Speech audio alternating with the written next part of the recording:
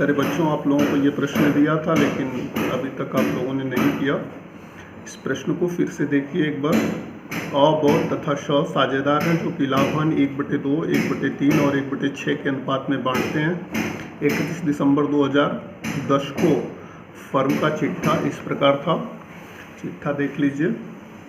चिट्ठे में विविध लेनदार देय बिल, सामान्य संचय, पूंजी खाते अ, ब, श, इधर संपत्तियों में बैंक में रोकड़, देनदार, इसमें से प्रावधान घटाया गया है। और इसके बाद मोटर गाड़ियाँ, स्टॉक, प्लांट तथा मशीनें, कारखाना भूमि, ये है। इसके बाद शर्तें देखिए।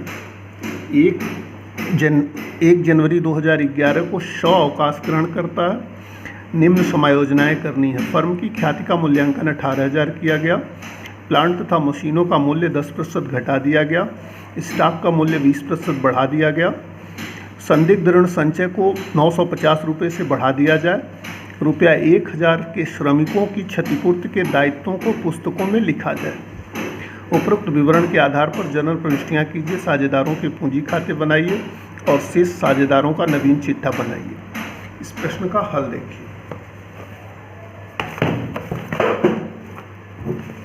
सबसे पहले तो ये अनुपात देखिए। अ, ब, श तीनों 1/2, 1/3 और 1/6 के साझेदार हैं।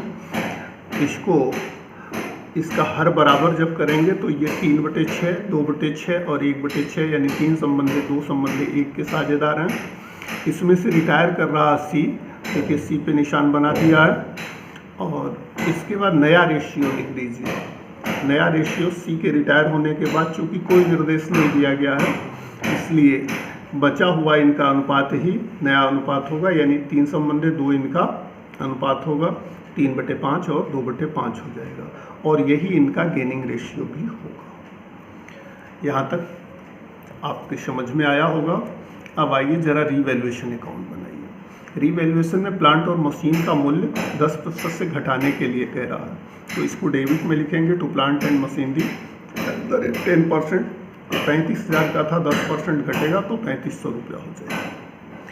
फिर प्रोविजन फॉर बैड डेट्स, इसको 950 रुपये से बढ़ाना था तो ये 950 रुपया डेबिट में लिख दिया जाएगा। To provision for bad debts 950 रुपया। इसके बाद ये नया दायित्व तो कह रहा है स्टाफ कंपनसेशन फंड, ये क्रिएट करना। पुस्तकों में पहले से नहीं था, तो अगर पुस्तकों में पहले से नहीं था और नया दायित्व तो लिखा जाएगा तो इसे भी रिवैल्यूएशन के डेबिट में लिखते हैं। तो ये 1,000 यहाँ लिख दिया। इसके बाद आइए धनी में देखिए। By stock @20%। स्टॉक के मूल्य में 20% की वृद्धि करनी थी। स्टॉक का मूल्य 25,000 था, 20% इसका बढ़ाएंगे तो ये 5,000 हो जाएगा। ये 5,000 हो गया। और इसके बाद अंतर निकालेंगे तो देखो डेबिट का योग ज़्यादा हो गया, 5,450 रुपया। इसे क्रेडिट साइड में लिखेंगे। लिखा, अंतर निकल के आया 450 रुपये। ये 450 तीनों साझेदारों में पुराने अनुपात में बांट देंगे, यानी 1/2, 1/3 और 1/6 में। ये 225 अ को मिल जाएगा, 150 ब को मिल जाएगा और 75 रुपया श को मिल जाएगा। तो रिवैल्यूएशन का काम पूरा हो गया। इसके बाद देखो चिट्ठे में रिजर्व था, इस रिजर्व को बांट देंगे। तो बांटने के लिए जनरल रिजर्व अकाउंट डेटर और तीनों साझेदारों के खाते क्रेडिट करेंगे पुराने अनुपात में। तो to A's capital, to B's capital, to C's capital 6,000, 4,000 और 2,000 ये इनका बट गया। इसके बाद देखो गुडविल का समायोजन करना है। क्योंकि साझेदार रिटायर हो रहा है तो गुडविल कुल 18,000 की थी। 18,000 में उसका मूल्य निकालेंगे। वो रिटायर हो रहा है, 1/6 भाग उसका है, तो 18,000 का 1/6 निकालेंगे तो ये आता है 3,000। 3,000 उसके खाते में क्रेडिट करेंगे। देखो यहाँ लिखा टू सीज कैपिटल अकाउंट 3,000। और फिर डेबिट किसे करेंगे, ए और बी को, क्योंकि यही दोनों गेन कर रहे हैं। और रेशियो क्या है, नया जो अनुपात निकल के आया, क्योंकि कोई निर्देश नहीं था। तो 3/2 और 3/5 और 2/5 में बांटेंगे तो 1,800 ए को मिल जाएगा और 1,200 बी को मिल जाएगा। अब आइए पार्टनर्स कैपिटल ड्राफ्ट कर दीजिए। पार्टनर्स कैपिटल में देखिए सबसे पहले बैलेंस लाएंगे, वाई बैलेंस BD 40,000 आ का, 40,000 बा का और 15,000 शा का, ये लिख दिया। इसके बाद जो लेखा किया है ये जनरल रिजर्व वाला, इसको ज़रा पोस्ट कर दीजिए। तो बाई जनरल रिजर्व 6,000 आ का, 4,000 बा का और 2,000 शा का। ये रीवैल्यूएशन पे देखिए जो लॉस हुआ है, इस रीवैल्यूएशन के लॉस को इनके पार्टनर्स कैपिटल नाम इनके ABC के क्रेडिट साइड में लिखे हैं।